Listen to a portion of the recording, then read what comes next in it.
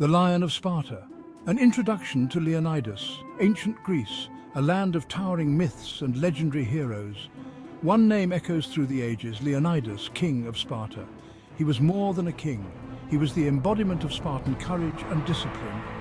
Leonidas is best known for his heroic last stand at the Battle of Thermopylae. We know little of Leonidas's early life. He was born into the Agoge dynasty, one of the two royal families of Sparta. Sparta was unlike other Greek city-states.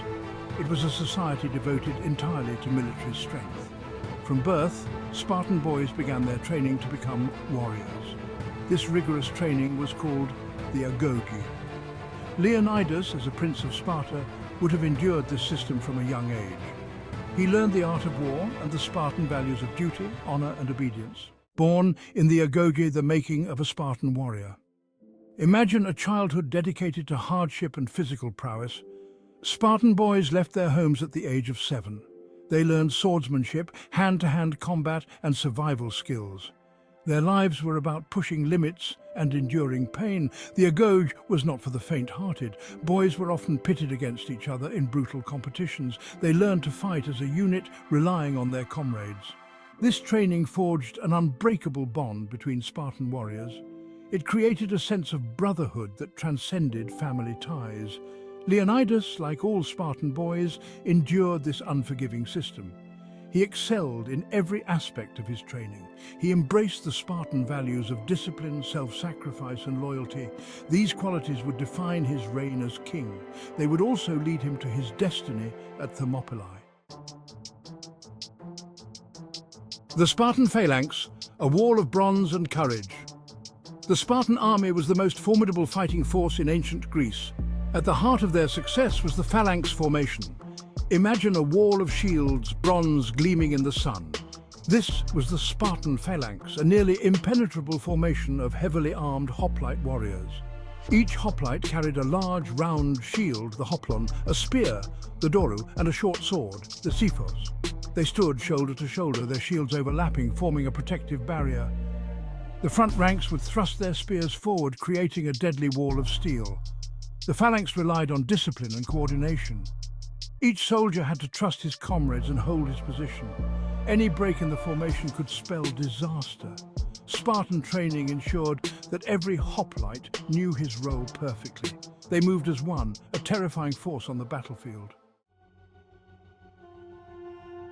Section 4, Leonidas, King and Strategist. Leonidas became king of Sparta in uncertain times. The Persian Empire, a vast and powerful enemy, was expanding westward. Leonidas understood the threat posed by the Persians. He knew that Sparta, and indeed all of Greece, was in danger. When the Persian king Xerxes led his massive army into Greece, Leonidas answered the call to arms. He gathered a small force of 300 Spartans and 7,000 allied Greek soldiers.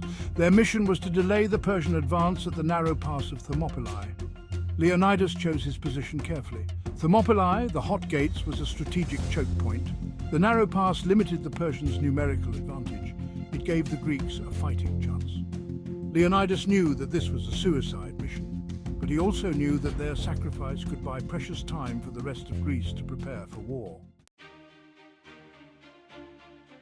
Section 5, the Gates of Fire, Thermopylae and the Spartan Stand.